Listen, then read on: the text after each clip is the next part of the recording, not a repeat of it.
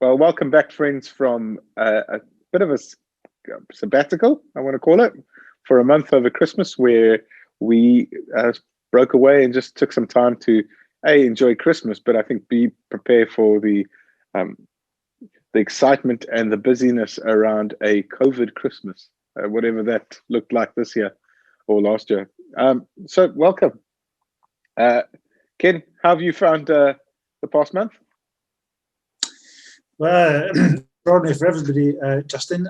Clearly, we're all feeling the pressure, I think, of confinement, and of my own grandchildren weren't able to see us. We had planned to have them visit, but of course, like so many others, it wasn't possible. So that's always a big disappointment. Yeah. So it's the relationship things that I think are the most telling. I mean, we can do without. Well, I can do without visiting the shops or going to a pub, but and as others can, but when you can't quite see the folk you long to see, that's when it becomes tough, isn't it? Yeah. And have you found your first month of retirement? Well, I kissed the tarmac just about 10 days before Christmas, so I did not ice or snow related. Just I didn't an obstacle in my path and went headlong in a dark car park. So that reduced my mobility for a fortnight. So I don't quite feel I've had a good crack at retirement yet. So I'm well on the mend, but it's lots of people have also had falls, but I have no excuse other than just inattention. Yeah. So ask me come Easter how I think about retirement. I'll have a bit. I'll have some idea. You'll do anything to get out of the Christmas dishes. So anyway, I think we've frozen. You there? Yep, back again. Yep, back again. Well, yeah. Personally, I found lockdown the second lockdown far harder than the first one. Not only, a couple of days ago, I think it was called Blue Monday. It's labeled in the UK as Blue Monday because it's the most depressing day in terms of people's psyche in the UK because of the lights and Christmas, end of Christmas and all of that. And I think that's also played into the lockdown a bit. This kind of lack of light. It's cold. But also one of the biggest challenges this lockdown has been childcare for us and trying to, juggle childcare and life. It's been really, really, really difficult in a way that wasn't so difficult in March. I wonder if that's got to do in some ways with the fact that we thought we were coming out of it and then we went back into a hard lockdown. Expectation slashed is, grief extended. Yeah. I think people who work and staying at home and looking after children and doing homeschooling and it's just impossible. The tensions there are colossal, and I'm very fortunate. I don't have children at home to look after, and I don't have responsibilities professionally. So it's a relatively light confinement for people in my situation, and there are many like that. Although clearly, very much older people are very anxious about how any infection might affect them should they catch it. Yeah. So I don't know about you. One of the things that lockdown has given me is the ability to watch Netflix and all these things.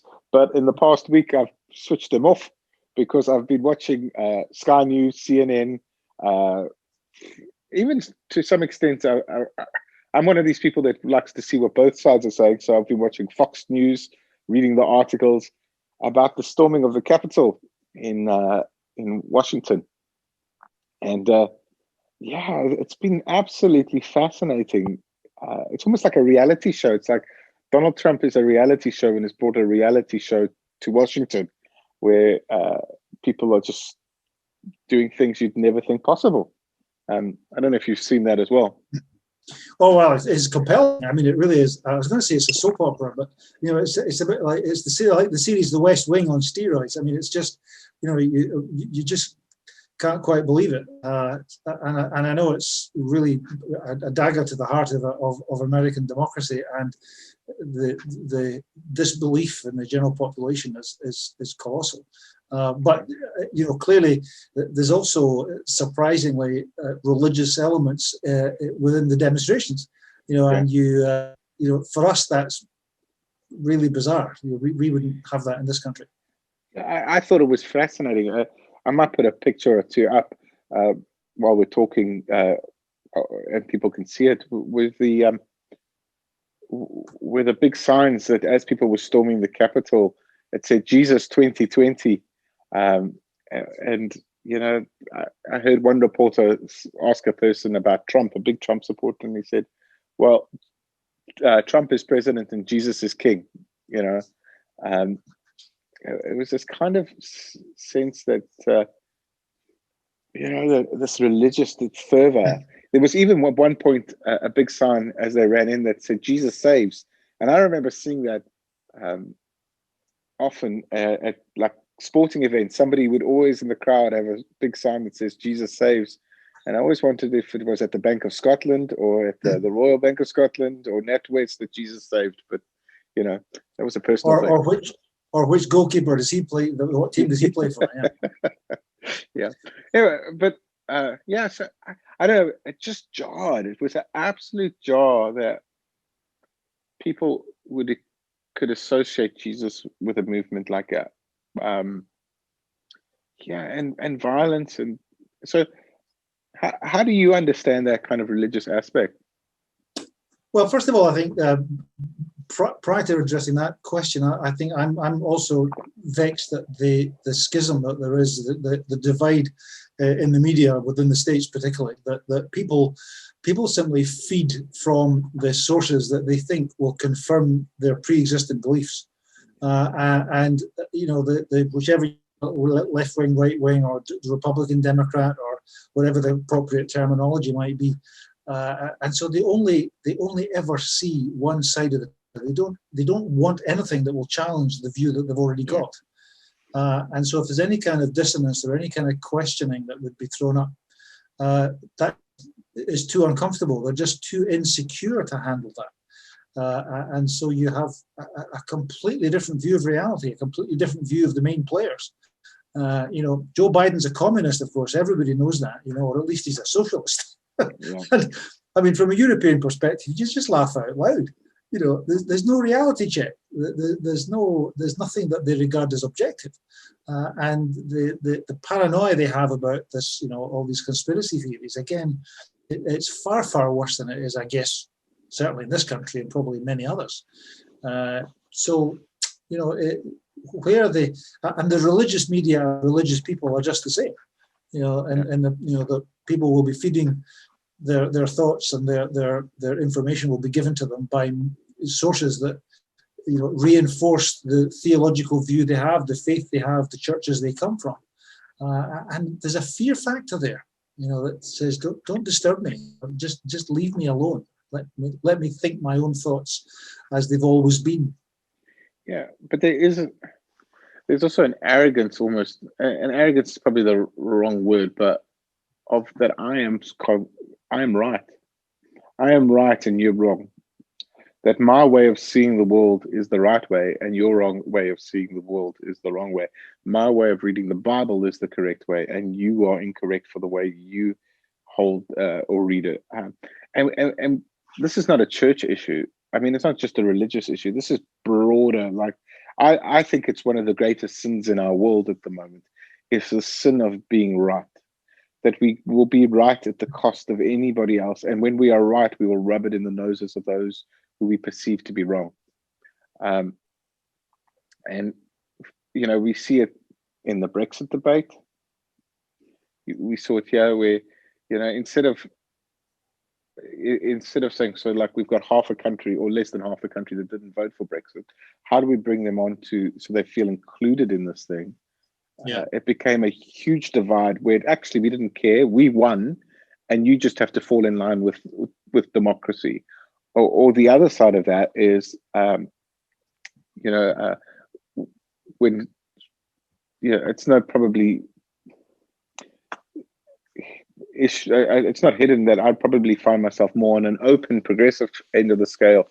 So when someone like Joe Biden beats Donald Trump, there's a tendency for me to want to go, yes, and then to vilify the Trump supporter because they're wrong and I'm right. And in the Church of Scotland, we've seen it at General Assemblies. For those of you who don't know what a General Assembly is, it's basically the church's big meeting where we make decisions about the future.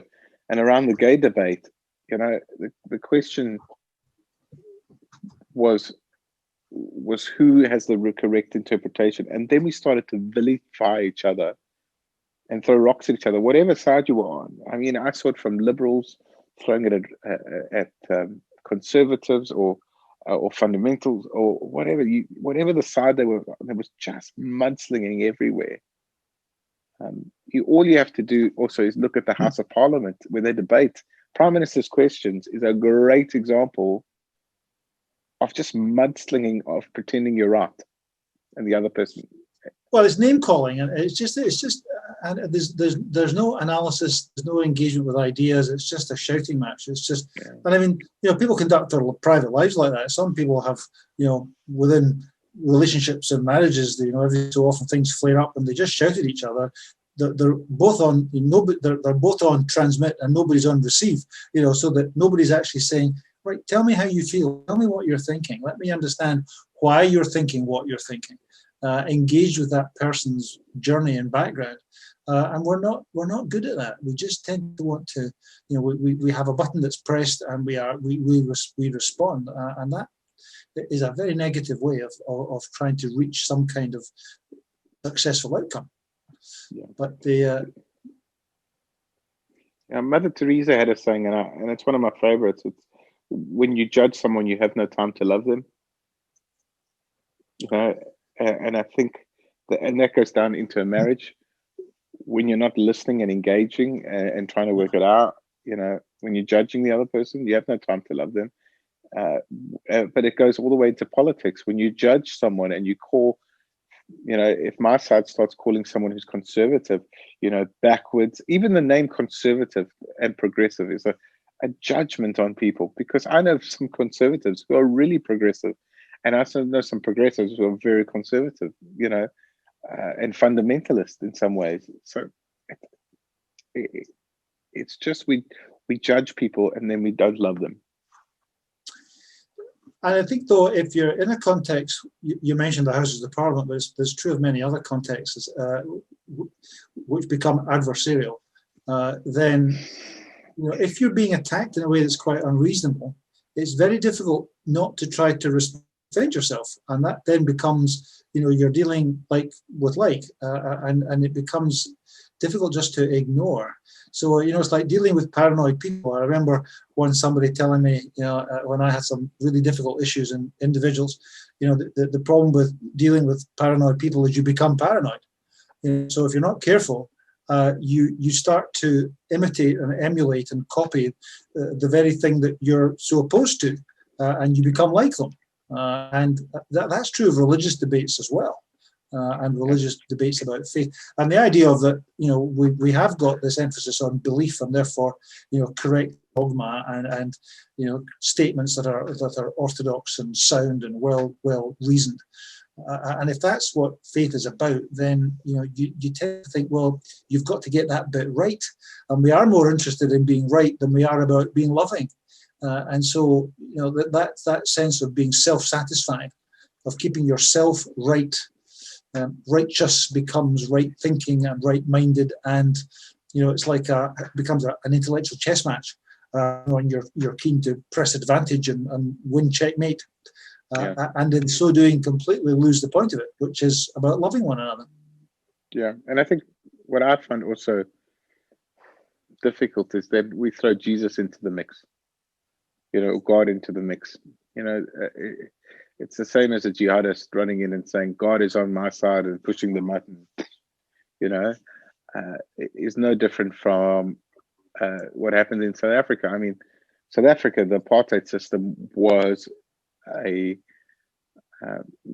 church system. It was first enshrined in church circles before it became a political circle.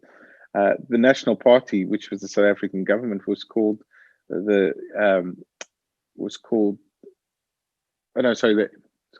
the Kerk, which is the church denomination that the Dutch Reformed Church, or that the NP came out of, the National Party came out of, was called it was called the political party at prayer. You know, there was very small divides between state and God, and there was this deep belief that God wanted things to be the way they were, that apartheid was a system enshrined by God, and they fought that tooth and nail to the end.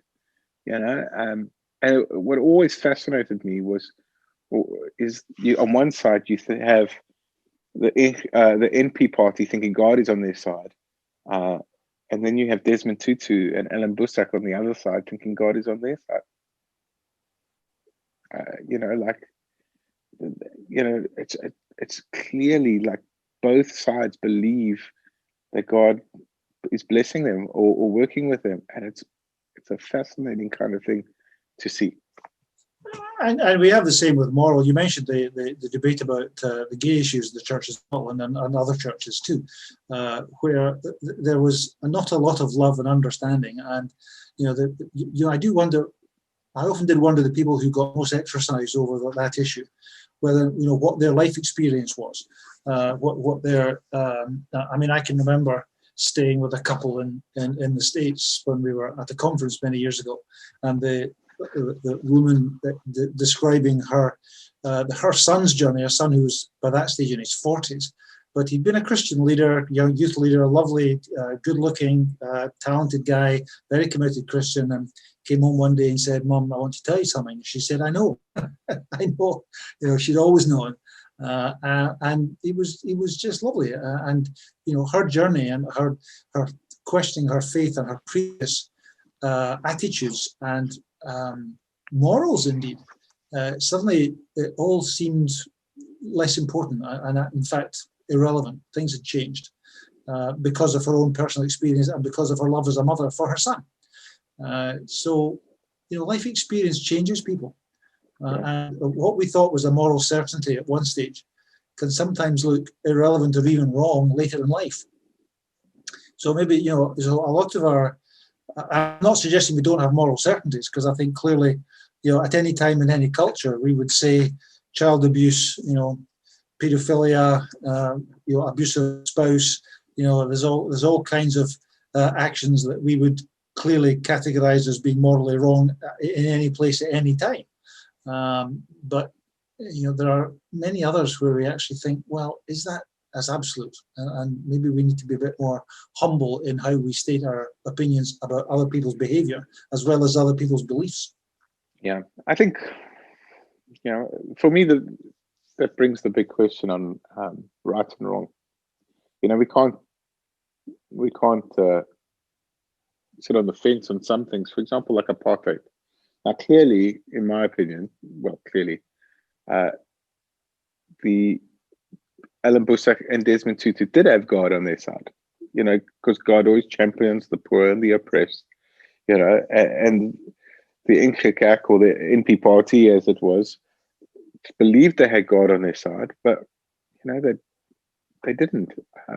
Storming of the Capitol, I would probably suggest that neither side has God on their side, but there needs to come a point, I think, where we do draw a line in the sand and say, yeah, no further.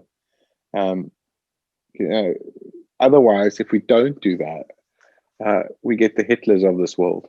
We get you get these tyrants of the world, and you speak up. And they need to be called out for what they are.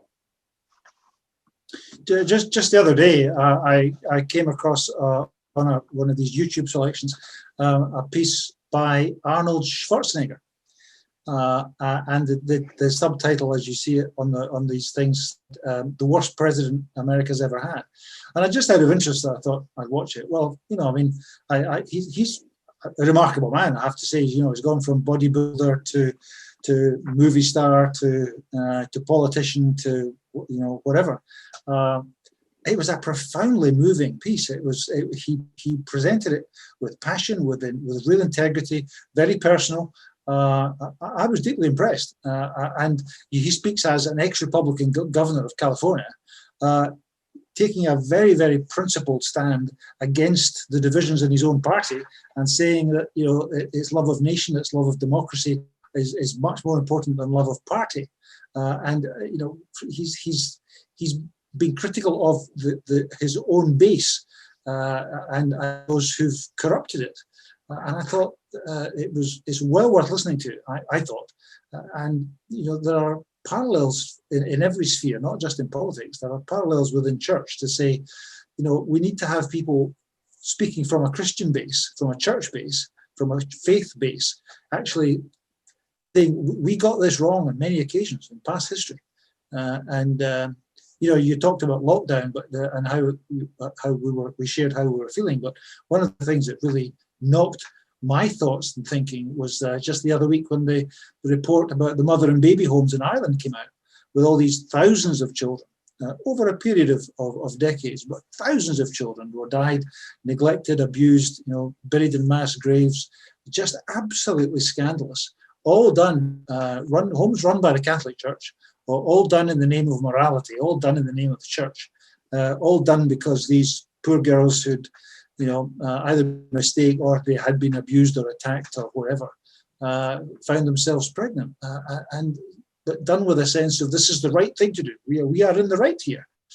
It's just the capacity for the human mind to be delusional and to convince ourselves we're right, even when, you know, all the other indicators might point otherwise. It's quite scary, and we need to have a certain humility, I think, about our own views and faith and even our values. Yeah, and I think for me is to call it out. There's one thing calling it out and saying, actually, this is not of God, this is not from God, this is actually, you know, it's not compatible with the Christian message. But I think there's a step further that we need to say, is we say, how did that person get to that place? You know, how did people in Trump, you know, with all of that Trump said, how did they get to a place where that is their modus of operandi? That's how they believe. It's the same with these Catholics that did these things. You know, how did they get to a place where that is perceived as the greater good? You know, it's why is it that a person like Trump is so popular to these people? You know, what is it? You know, curiosity. If we are curious, I think it opens up a whole world, and people are open to those. Just asking the questions like, tell me what resonates here, what doesn't resonate here. I think that's really important, and I don't think we're curious enough about each other. And I don't think when we've made up our minds about something, we've made a connection, we've seen a pattern, you know, we've joined the dots and we see a picture. It's very hard then to unsee it and to see it differently. And it's despite the fact that the evidence all around us might be crying out that things have changed. But you know, we're locked into a particular view, and you know, allowing ourselves to be challenged, being open to that, requires a certain degree of self-confidence. I think to allow for the contradictions and the paradoxes and the sense of journey that so many of us talk about. You know, that you know, our Christian faith is not a destination; it's a direction and a journey, and it goes on changing. But there's often a question within people's minds. Well, if I allow my mind to question a particular truth, you know, Garden of Eden, Adam and Eve, etc. So suppose you start there. Well, okay, all right, okay, certain things are parables. Okay, we say Jonah is a parable. You know, there was never really a man swallowed by a giant fish. Well, okay, but where does it stop? And so, because there's a fearfulness that, you know, this tear will run all the way through the garment if you once you allow it to start. So you just close up and don't allow any changes. Nothing must change. Nothing must be understood in a different way because you're afraid of where it might stop. But on the other hand, that's fear, and it leaves you with something that's false and unsustainable in terms of this certainty of faith that some people need because of their own insecurities. Yeah, but I think it's also important to pull that into a more progressive side and say is that you can be a fundamentalist and a progressive in the sense of like your own held assumptions could stop you in hearing the message that a conservative person has to offer you and the grace that someone else has to offer you. Just because you're open doesn't always mean you're open to someone else. You know, someone who's different from you, someone who's, you know, sees the world totally different from you. You know, we can shut them down, and that is in itself its own insecurity. Yeah, I don't know if this is really relevant, but I had a random thought about there was a philosopher, I think he was an Oxford philosopher called Anthony Flew, back in, I guess, the 60s, 70s, and long time ago, Justin. But what were you, 65 then? And 1960s, 70s, and he had I think it was somebody else's originally, but he popularized what was called the parable of the gardener. Have you heard of this at all? No? And he, the idea was that it was about two explorers come across a clearing in the jungle, and they say to one another, "Oh, there must be a gardener who's made this clearing, so we'll sit and watch." So they wait for ages, and there's no gardener here. So then somebody says, "Well, there maybe isn't a gardener." Well, yes, there will be. It might be an invisible gardener. So we'll set up a fence and electric wires, and we'll walk and we'll wait, and and eventually there was no twitch, there was no connection, there was no movement, there was nothing on the electric fence, and still nothing visible. So, but they still held on to the view that there was a gardener. So then they said, "Well, but this is a gardener that that can't be seen. That's not there's no physical presence. That is intangible in every way. But we still think there's a gardener." So then somebody says, "Well, what's the difference between an invisible, intangible, non-physical gardener and there being no gardener?" Now, the idea there was he's obviously, as a philosopher of religion, was basically saying, I think he used the phrase, the death of 1,000 qualifications. But by the time you've so carefully qualified your faith or your concepts of God, there's really nothing left of it. There's nothing of substance. What do you really believe? And I suppose that is the end point that people are afraid of heading towards when you start to question the literal truth and the idea of revealed truth in Scripture and all the traditional categories of Christian theology. But having said that, not to question it seems to me to be unreal and unhelpful. I think in the next couple of years, my generation and those behind me, I've got a lot of work to do in terms of taking people with us. We've got a real task of not having a cancel culture that as soon as we disagree with someone to blot them out. We've got and one of the difficulties in my generation and probably below is that we have an economy built on insecurity that's based on feeding off people's insecurities. And so our job is going to be to overcome that, to listen and to get to a place where our wholeness and our openness invite others into conversation. Because if we don't get it right, we're going to just splinter the world even further. Gone is the illusion that everybody saw the world the same way. I think the storming of the Capitol, without a doubt, has put an end to the notion that everybody sees democracy the same way, everybody sees governance the same way. All of that, gone are those days. We're going to have a hard journey of working together and bringing people along.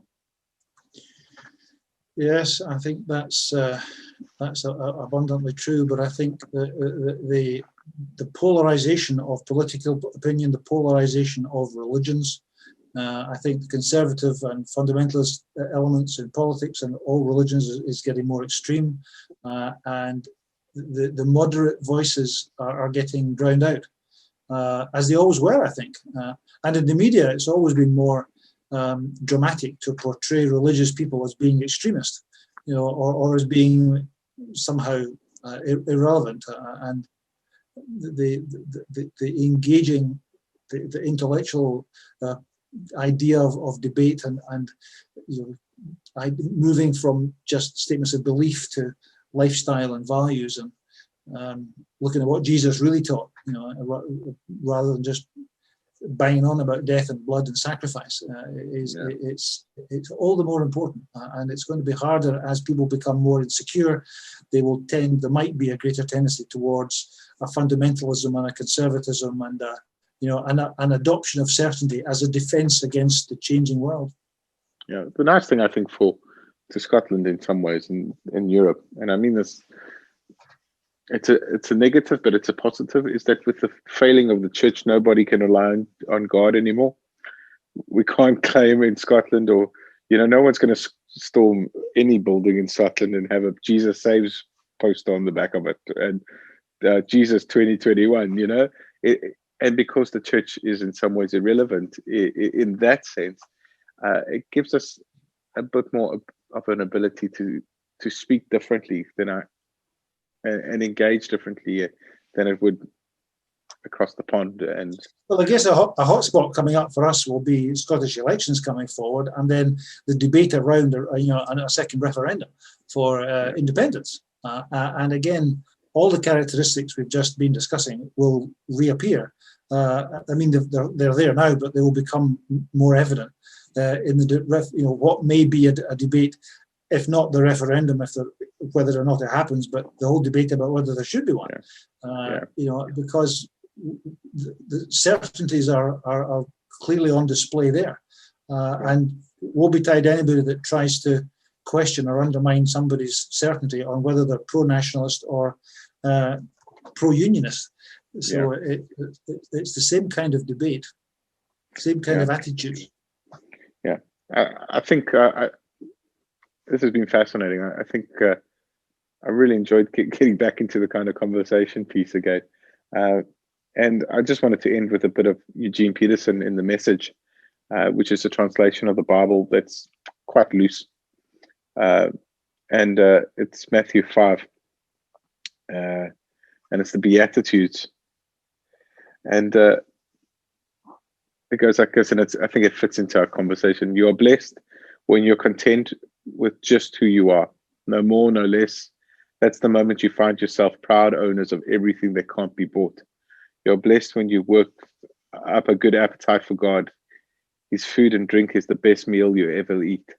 You're blessed when you care. At the moment of being careful, you find yourself cared for. You're blessed when you get your inside world, your mind and your heart put right. Then you can see God in the outside world. You're blessed when you can show people how to cooperate instead of compete or fight. That's when you discover who you really are and your place in God's family. I absolutely love Peterson's version of the Beatitudes. It is, I think, just very insightful and so refreshing and clear. Yeah, there's one thing I want to encourage people in the midst of all of this, of what's happening in our world, is I'll give an example of Thomas Merton.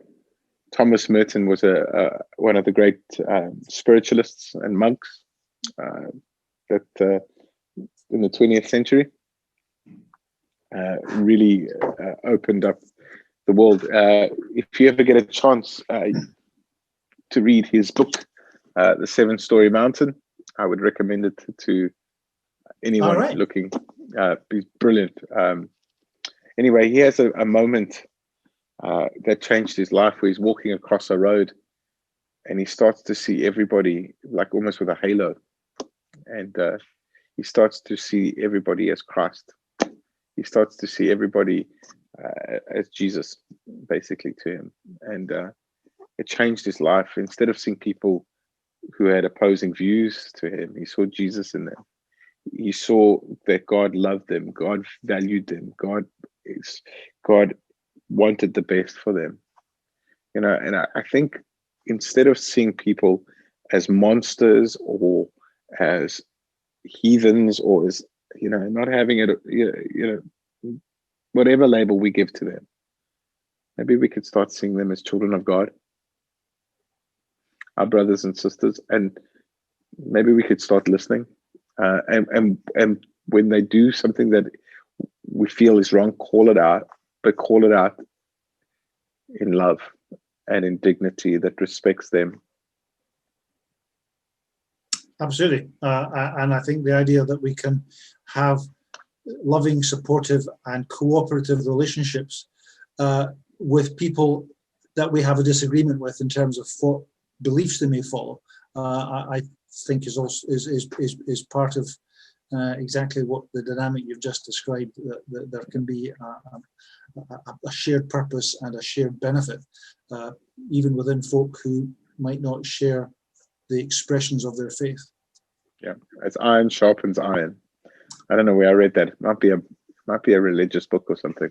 Anyway, thanks, Ken, for joining us or joining me again. Great to see you. Thank you for sharing it. It's always stimulating, and there's always a lot more of what we feel we ought to be saying. So hopefully it's of help and interest to somebody somewhere. Yeah. So friends, wherever you are, please submit your questions. If there's a topic you'd like us to talk about, we're happy to discuss it. We've got some interesting guests coming on in the next couple of weeks. And just we're going to be delving into different topics, which I'm quite excited about. I'm quite excited to see where we go, what comes out of it, how we engage with other people. But it needs you to participate in just asking a question. So if something has sparked a question and you'd like to explore further, just either leave it in the comment section below or email me at jtaylor, that's jtaylor at churchofscotland.org.uk.